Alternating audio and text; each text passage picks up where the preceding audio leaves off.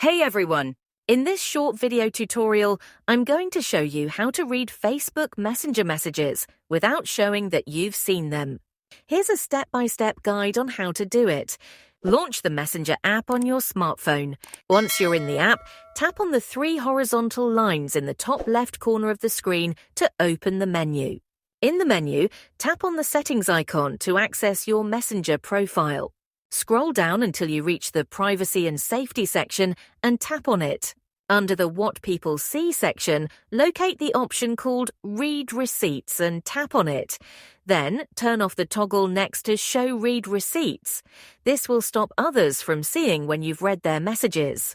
You can now read your messages without the sender knowing that you've seen them, allowing you to respond at your own pace. If you found this tutorial helpful, please give the video a thumbs up and subscribe to our channel for more tips and tutorials. If you have any questions or need further assistance, drop a comment below and I'll be happy to help. Thanks for watching.